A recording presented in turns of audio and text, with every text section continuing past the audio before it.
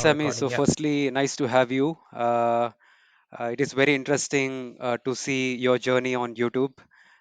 It is also inspiring. At some point, we all connected. Uh, well, could you just tell us about what is Regrow Media? What is that you guys do, and how are you different from the other players in the market? Yeah. First of all, Mr. Manikanta, I'm so like happy seeing you sitting with the nature, because the tree that you see in my bag, that is artificial tree. So I am seeing you sitting on that. I think Yeah, swing, right? That thanks. wooden swing you were Yeah, sitting, thankful. or Thank. chair, with those trees at the back. I am jealous. I am jealous.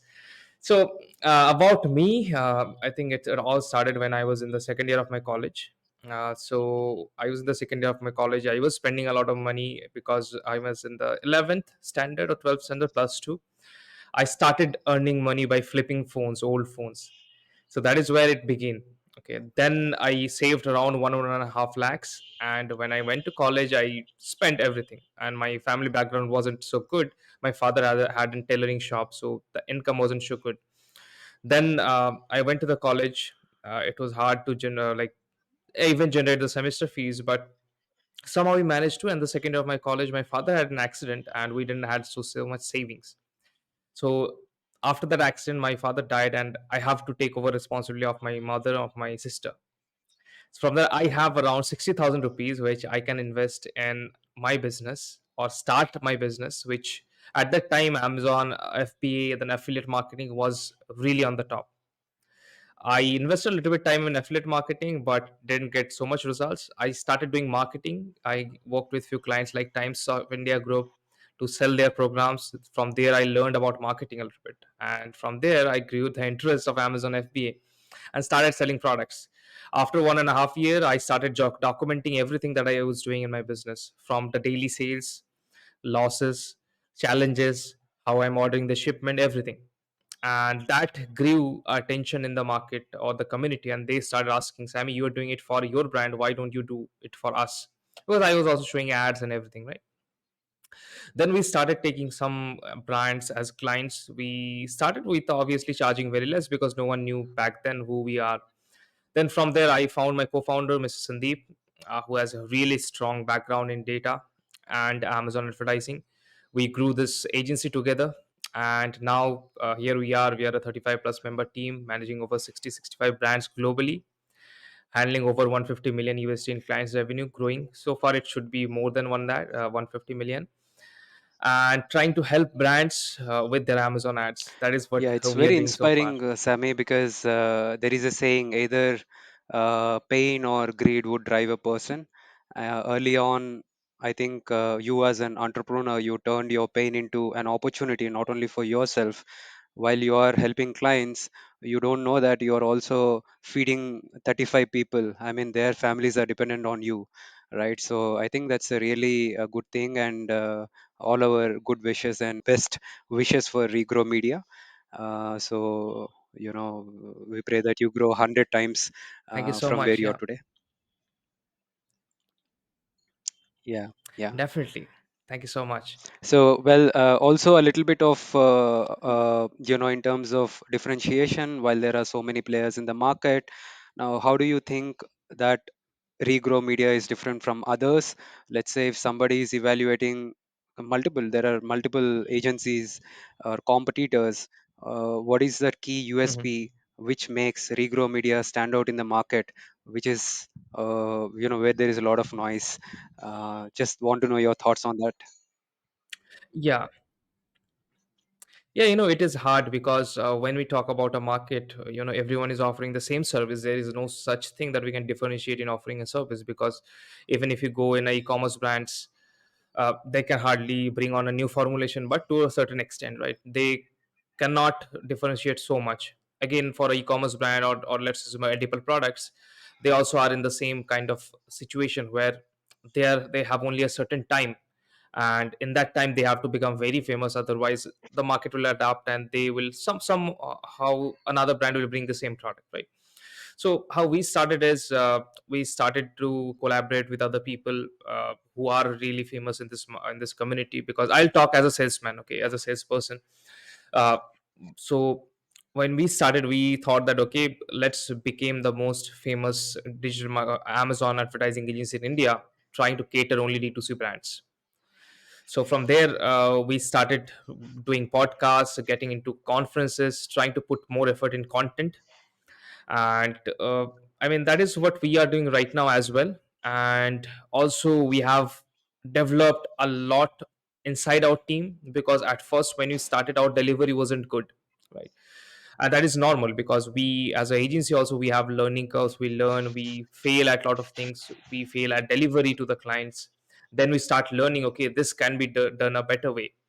We started with interns. Then we knew that interns are not good to handle accounts. Then we started hiring experts who have 4 or 5 years experience handling $100,000 a month in ad spend. Then we also knew that, okay, if we go to hire Absolutely. those people, they are Yeah, not yeah. cheap, they are also expensive. So we have to also raise our standard to get the clients, so that they can also pay us that amount, so that we can pay on the other hand. So we were awarded by Amazon for quarter 1 and quarter 2 consecutively for the best performing agency in India, and quarter 3 results are, I think, yet to be published. So we tried to deliver better results simply by getting and building a better team. Now we also have like introduced our graphics, because a lot of clients thinks that uh, we are better at suggesting them a lot of things, like what changes needs to be done to get a better conversion rate. Then they requested us, why not you do it for us?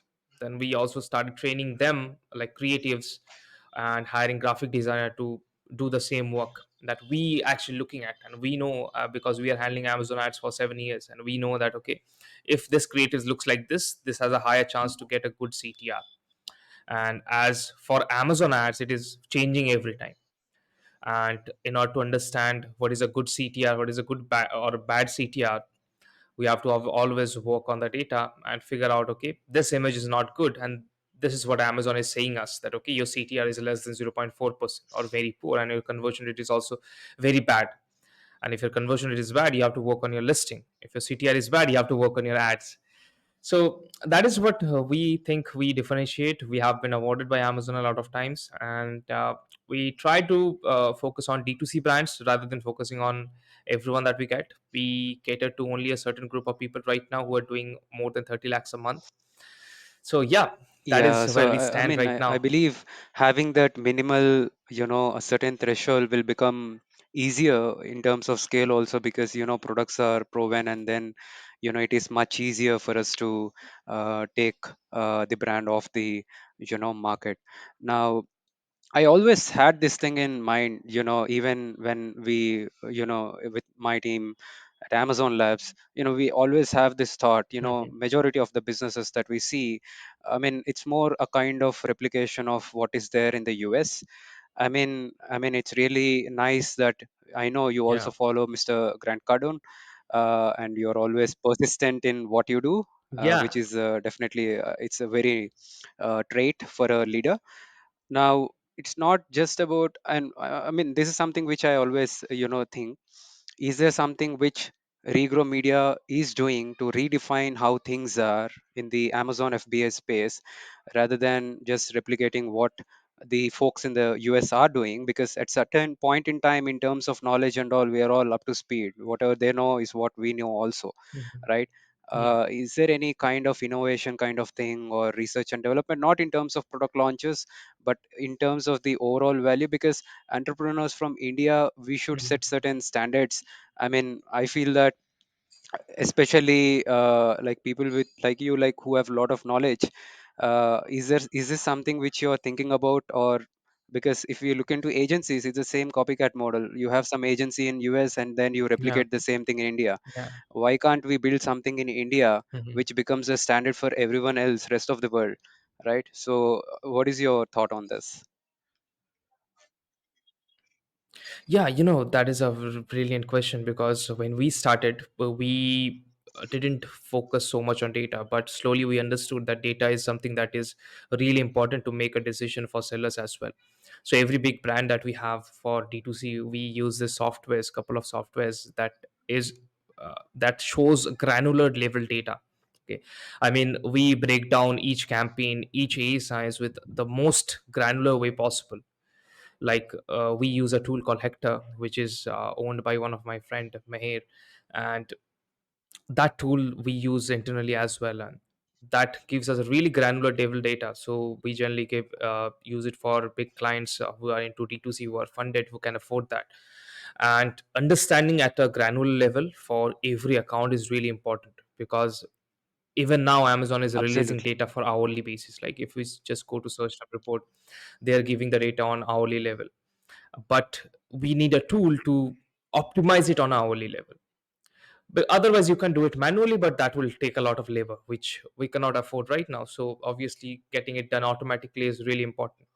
We have seen is there are certain times, so let's assume from 1 a.m. to 4 a.m., that is a time where ads are getting clicks, and if ad is getting clicked, that will be charged, right? So if that is getting clicked and we are getting paid, I mean, we are paying for that click, obviously we need to convert as well. But over the time of 1 month, we have seen for account that is not converting at all. So that is a blacklisted or block time range Yeah, that we should work on. And let's assume we cut that period and you're getting, let's assume, 30 clicks on that 3 hours.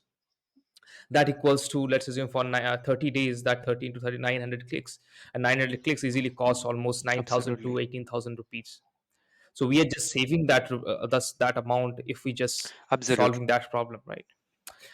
We have also got a tool from Amazon after we received that award as a bonus called Drona, which is Amazon's own automation kind of tool. They have a lot of optimization, automation, budget rules that Amazon is developing in house. Obviously, they are slow in bringing on new features, but Hmm. that is a tool that Amazon has developed, which is really on top notch. Because right now, even Amazon is releasing, after the new CEO, Amazon is releasing all sorts of data, from brand analytics, search query, performance dashboard, to everything that they didn't had released before.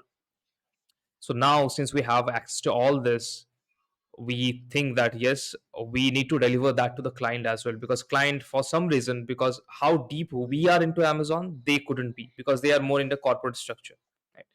They cannot understand so much about Amazon, because we are 100% into Amazon, right? We are always, we are talking about it, we are thinking about it, we are watching what is happening, we are learning from other experts.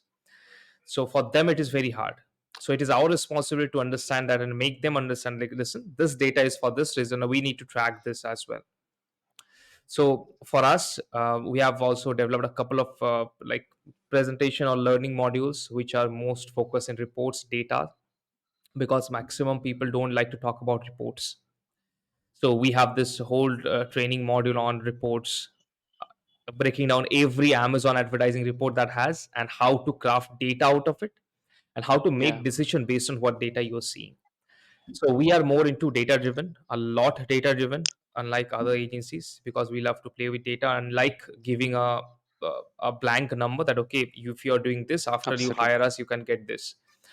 I think that is a false claim, which no one should give, because until you are into account, until you play with that account, until you learn, until you practice new strategies, because every brand works differently, you can't understand what is going to work for this.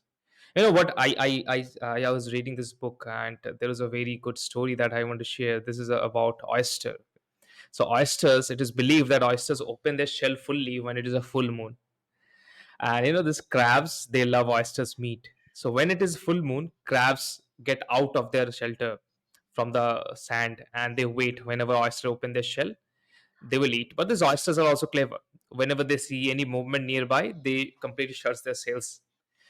But this crabs, they have learned, right? So now whenever a oyster opens their shell, the crabs throw a stone, so that this oyster cannot completely close their shell. And now whenever there is a stone, the oyster cannot close, and the crab goes and eat the flesh, right?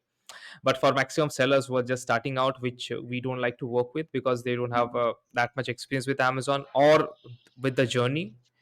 So they think that this crab, if we ask them, that they will think that this crab Yeah, is using a shortcut, right?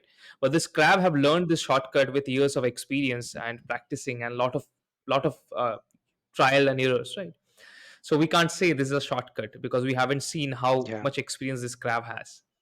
So again, it comes to this: there's no shortcut to anything until you watch the data, we can't make any decision, right? So making a decision on data level, unless the client already has the data that they can tell, okay, we have already seen this kind of thing happening, that is something that we need to look at, right? We cannot give a false claim that, okay, this is how much you're doing, you can get a 30% increase after we uh, have you as a client. That cannot happen, because we need to see the data, and working on a more granular level data is what we are doing right Absolutely, now. Sammy. That's a really nice point. One is being data informed and taking necessary decisions. I think that's the way to go forward to about like you rightly mentioned. Now, when we speak about data, especially click-through rates and all, I think the core foundation or the fundamentals is the keyword, right? So I think everything starts from there. Now, Yeah. for a keyword, now even like right for an important keyword, if the click-through rate is low, then that's a concern, right? And then for an important keyword, if click-through rate is low, if my spend is high, I'm all right with that as long as I'm achieving my ranking goal, right?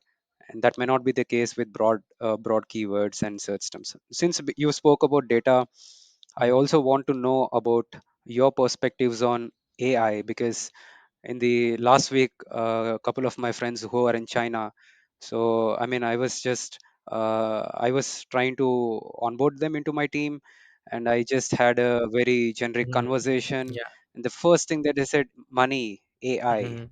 They don't know anything about Amazon PPC, nothing. All that they know is AI, right?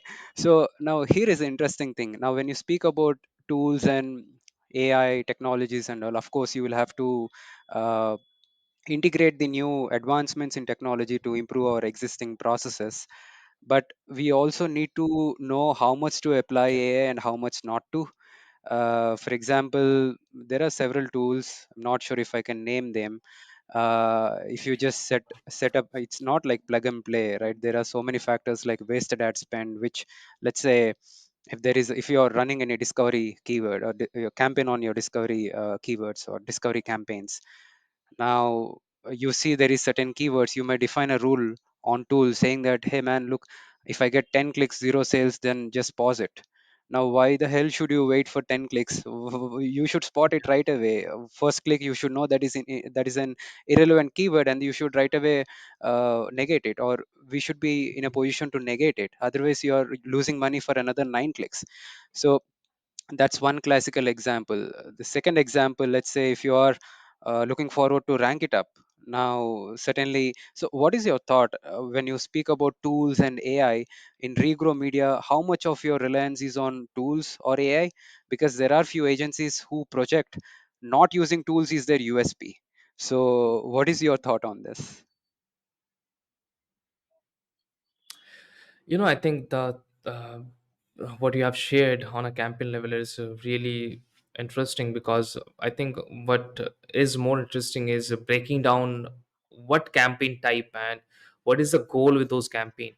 Because if I tell you, we set certain campaigns which has a goal for ranking, and there will be certain rules for those campaign, right? And we cannot optimize out of that rule.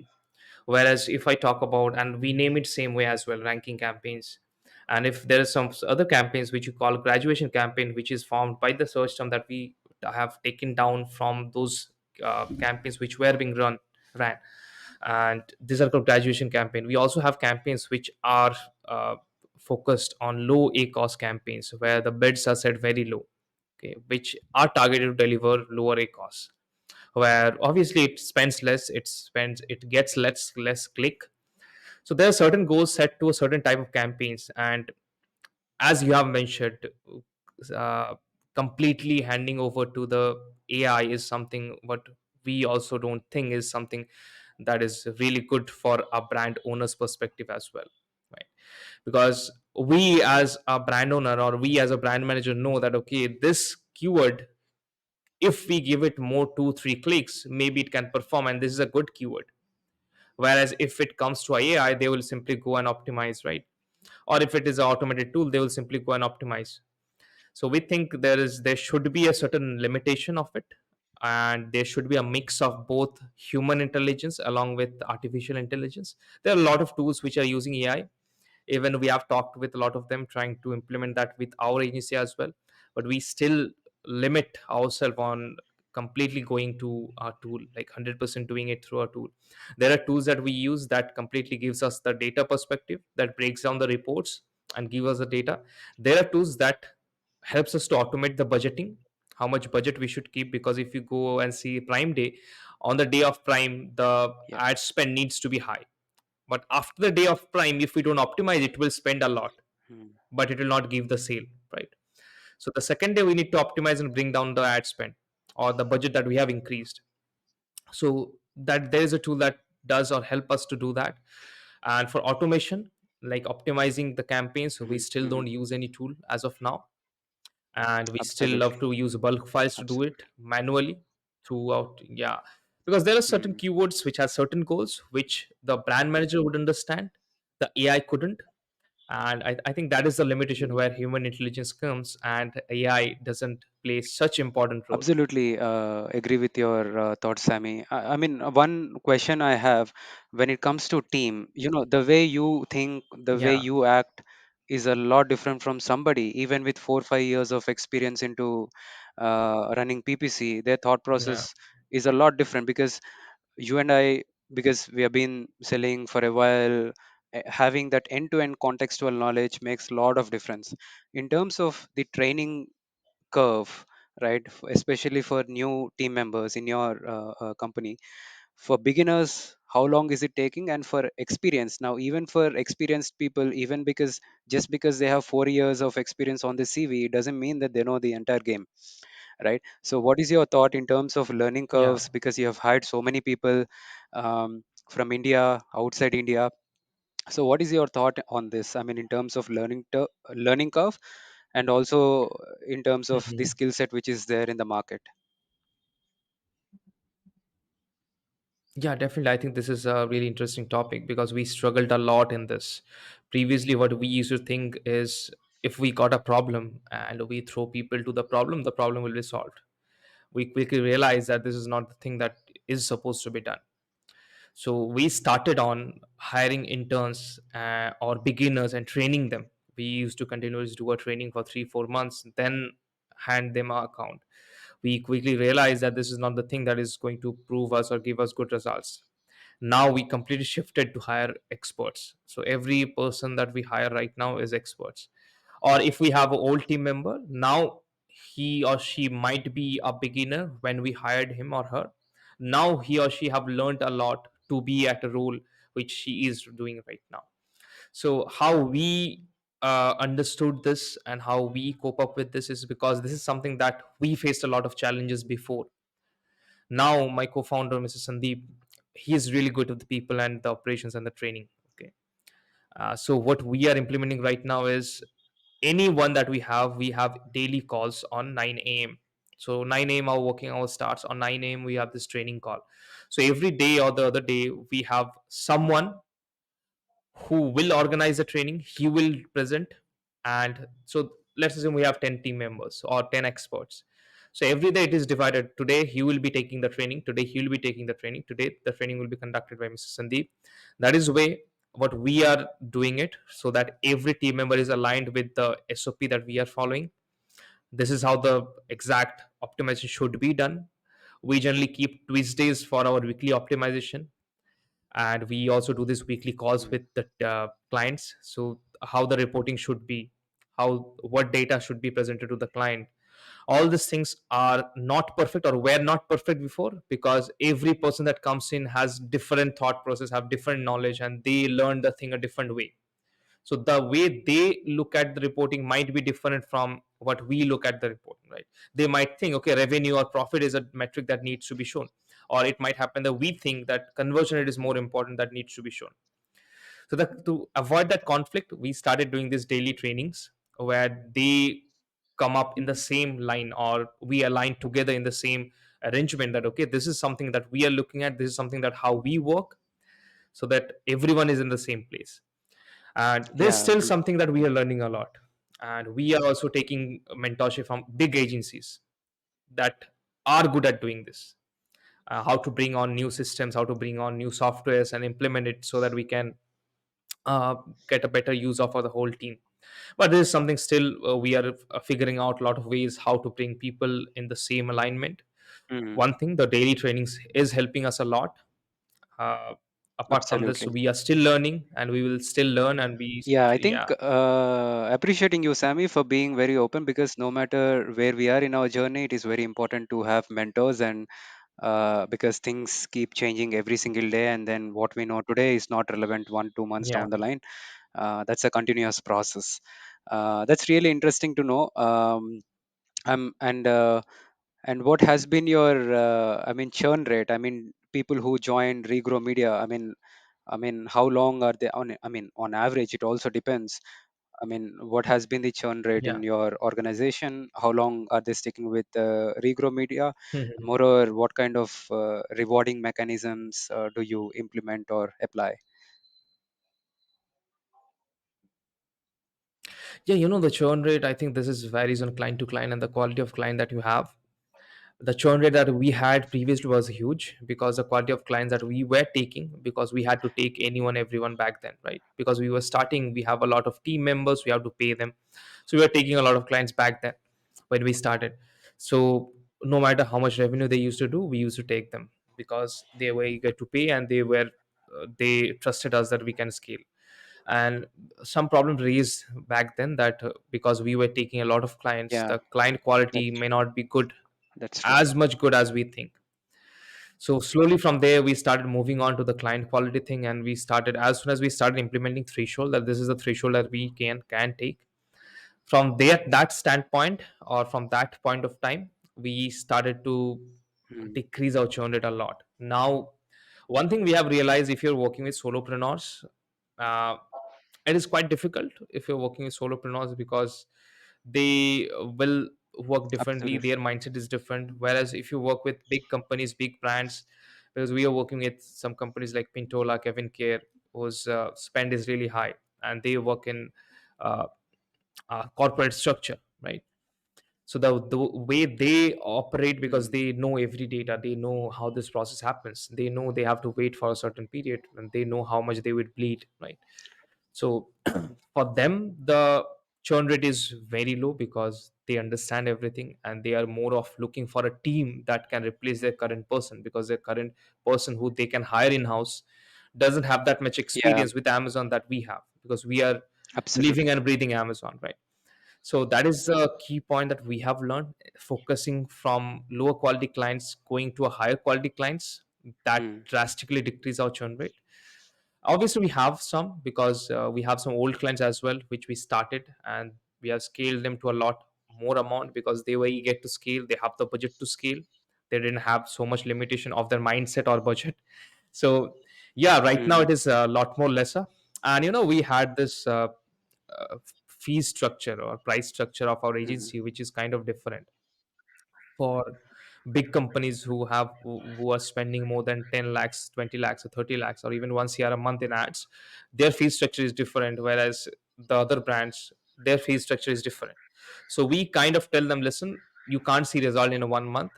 It is, mm, you have to give minimum 3 months, because first mm, month generally goes in testing out, right? It obviously goes in testing to absolutely. understand what works best for your particular brand. So uh, and it is hard to make your client understand if Mm. though they don't have the mindset or they don't have the experience with the marketplace. So yeah, I think with experience, with more time, we have learned that, and that also helped us to That's decrease our really churn rate. nice, Sammy. I mean, you called out very valid points. It all boils down to mindset. For big brands, they may have budgets to spend, so it's okay. But for solopreneurs who are Yeah, just growing, I mean, it's difficult for them to fund the cost of inventory, ad cost. Their perspectives may change after onboarding, and sometimes unrealistic expectations with bad products. Um, Good that you called yeah. it out. And I have two things to ask about. Number one, for big brands that you're managing, is it only Amazon, or are you also driving traffic from external market?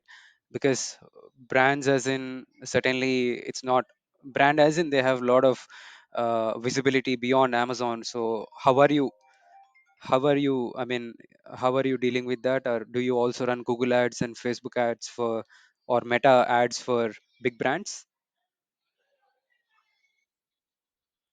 No, so far we are limited to Google Ads because we use Google Ads during the ranking phase if a product is being launched newly, or if we are focusing in geo ranking. So right now, geo ranking is working really good Mm, for US and India as well. For India, it is very easy because they can simply ask their CA which state is mm, delivering maximum orders and get a VPOB in that state. And what can also work well for them is if they're competing against a very high competitor, good competing product or very good brand, they can simply figure out which zip codes where they are prevalent and focus on those zip codes where they are not so much dominating or not so much coming in the first page, focus their traffic or their Google ads on that zip codes. So only Google ads is the option where they can drive regional traffic, right? So driving the regional traffic to a certain zip code increases the order in that zip code. Now, if you have the VPO in the zip code as well, it will cost cheap in your mm, CPC and your cost will drop. For US brands, it is very easy because Amazon DSP, demand side platform, and Google Ads both works on a regional level. And in Amazon US, we can't really control which warehouse we want specifically our products to go or mm, store by Amazon. So in US, we have to specify by sending regional traffic during ranking phase to weak zip codes where our competitor or top 10 competitors are not dominating so much in the first page. So identifying those zip codes where our competitor is not dominating, then driving the focus traffic on that zip code makes Amazon think that okay, this zip code has a lot of sales, so we should shift some quantity to that closer warehouse, closer to that zip code.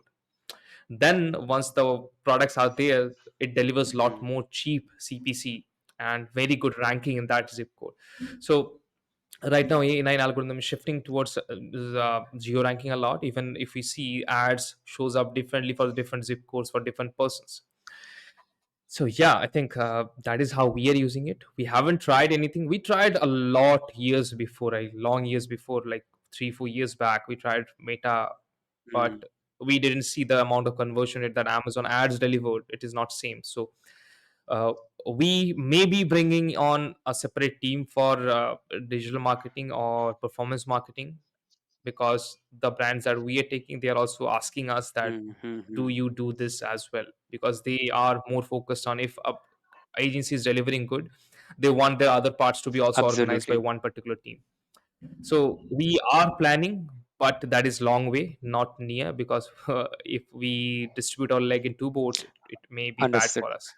So we are thinking to go deep as much possible, Yeah, then so good spread that you wide. spoke about Yeah, this geo thing, Sammy, because it's a new thing. Because most of us we do FBA and we don't, at least so far, we have not yeah, gone into that detail the way you spoke about right now. So what you're saying is you're looking into areas where you're getting most of the orders and then trying to run Google ads and then try to get more traffic from that, from those regions, and then and that is how you're trying to get more sales. Is it? Is that the summary? yeah. Because it is easier to rank. It is easier to rank where you're Hmm. already getting good orders, right?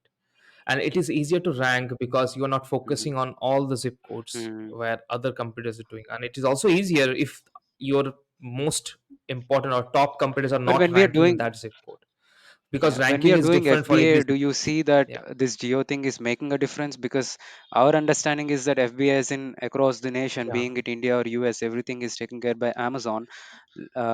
Is that, do you, I mean, in your experience or in your testing, did you see real difference in Yeah, terms of yeah. sales? Yeah, we had this client who were selling stainless steel kitchenwares. So they had registered in one FBA warehouse Hmm. in one state, and now they have shifted to three different FBA warehouses. They have added VPOB of three different states, and they have spread their inventory over around. Now their sales have increased from 22 Hmm. lakhs to doing 67 lakhs in just 3 months, just by adding three more warehouses, Hmm. not by adding any products. So I think this is something that is bring, because Amazon is trying to focus to deliver products as quick as possible, and the only way that can happen is if products Absolutely. are closer to the customer. What we have also seen is, let's assume there is two products. Okay, someone is searching for water bottle, two products shows up: water bottle A, water bottle B. Water bottle A is stored at a warehouse closer to that customer. Water bottle B is stored at a different state's warehouse. What we have seen is, no matter how the water bottle B increases their bids in ads, there will have still less chance for them to show on top of product what A, because they are situated or located far from the customer, and the delivery time is higher. So delivery time is something that is Amazon is focusing a lot more Absolutely, right Sammy. now. Sammy, for the brands that you are managing, what has been the average, net profit, or at a CM3 level, contribution margin 3, after excluding PPC ads? What kind of margins are you seeing for the brands that you are managing on average? Margin, we don't generally Mm-hmm. walk around on the margins a lot. We generally get a Mm-hmm. target tacos from the clients, because they Mm-hmm. generally give us access to AMS, not Mm-hmm. access to their whole inventory or the payments and all. So on margin standpoint, we have very limited clients who give us access to their, let's say, some seller board, which they can calculate their profits and all, right? So, and for rest of the clients, since we have to move to a very matured client level right now, so this clients knows exactly, okay, this is the tacos that we want, this is the month, okay, this is seasons, this is sales season, so we can increase our tacos a little bit and get more sales, so that we can move some inventory Mm-hmm. which is stocked up for a long period. So instead of profits, we get Understood. targets on tacos and ecos, and uh, Understood. order rate, daily run rate. So those kind of targets we generally work around instead of Yeah, that's margins or nice to know, profits. Sammy. And going back to my previous questions on churn rate, I was actually wanting to know about your team. Like, you have a team of 35. Like, I mean, what has been the churn rate with your team, and what kind of benefits you as an entrepreneur at some point you have also worked? I mean, how good care are you taking of your team? How are you taking care of your team? That's my question. As a team, understanding what the team members goals are is really important. We have also team members who were doing really good and got a good offer Mm, which we cannot afford, mm, so they have to go, right? We have also team members we have to fire because we didn't got the good results that we were looking at from that mm, particular role that they were doing. So in terms of team, I think this is something that mm, we still struggle a lot, and we have somehow come up with a lot of strategies and a lot of things to have the team aligned with us simply by communicating, because one thing, most important, is we work mm, completely from home, right? Everyone is virtual. So in a setup which is completely virtual, it's very hard to communicate mm, properly with the team, right? So we use the softwares to kind of track everything, and we also try to connect personally with the team members so that we know exactly what is happening with them. Okay. Also, we have this team leads, and there's teams like is divided. Let's assume we talk about the PR team. Okay, PR team consists of one person who outreach, one person who does the copy, one person who edits the videos, and all this kind of thing, right? One person who designs the thumbnails and all. So there is a lead who organizes a meeting with them every day, trying to understand how is everything going, what are they doing. And in terms of PPC, which is the biggest team, yeah, we have these trainings every day, right? And they have their own personal groups where we track, okay, what is the problem happening. And sometimes even now also it becomes hard to yeah, communicate personally with everyone, but still having this team leads and this meetings every day, this trainings every day, personal groups, helps us to understand about this. And we also try to eventually go and set up a call and go and connect on a call and discuss apart from work. So that is something that we still need to work a lot. We planning some vacations, team vacations and all, mm, which mm, we need to work on a lot, which we are not working right now. I think this is something that we need to yeah. work a lot right now about how we That's can. good to know, Yeah. Sammy. I mean, it's interesting and also sharing all your perspectives and thoughts. So, any questions, anything that you want to know from me? I was quite interested about the business model that you were Yeah, doing, right? Because you are not you are doing something which is really special, because you are taking yeah, share in the yeah, business yeah, instead of yeah. charging them a separate, like, Yes, you are taking a share and then you are a part of the team and absolutely. doing it for them, right? And that involves a lot of your personal time, your personal Yeah, interest as well, right? So how is the current business model that you are working on is going on, and if someone wants to yeah. indulge into those, how they can think So of I think you this called business out model. couple of important points here. Like time is a key factor, Sammy, and we are a very small team, and it's a very small network. Not so much active on social media, and as I said, at some point we learned Yeah. from all of you. So I mean, by the grace of God, we have access to capital, people who are ready to willing to invest, Yeah. and then like I said, we generally co-own the businesses. We don't provide any service sort of thing, Mhm. primarily because of the time factor.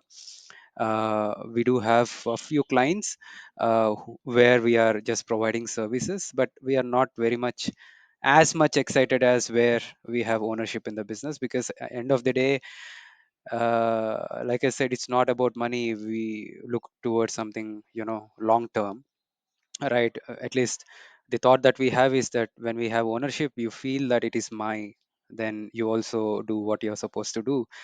That has been the thought. And Mhm. yeah, in terms of yeah, presence, we do have plans to share our knowledge YouTube channel.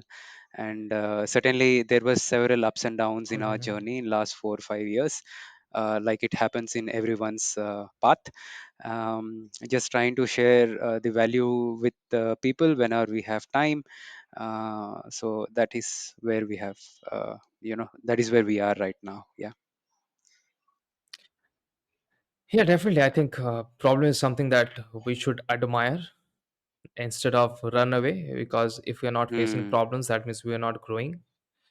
And that is something that I have Absolutely. learned from Grant Cardone. And another thing is, if you are succeeding right now and you get Yeah. satisfied with it and stop putting in the work, because the success that you're seeing right now is a result of hard work that you have put Absolutely, long Sammy. back. So you have Like to, you and I know, yeah. like initial days it is single player, right? Now it is only about you, family. But once you have a small team, it's beyond that. Now it becomes major responsibility because your team is looking up to you. And now, I mean, I think it is not just about yourself; it's also about your team now, because that is the only way how we can scale, right?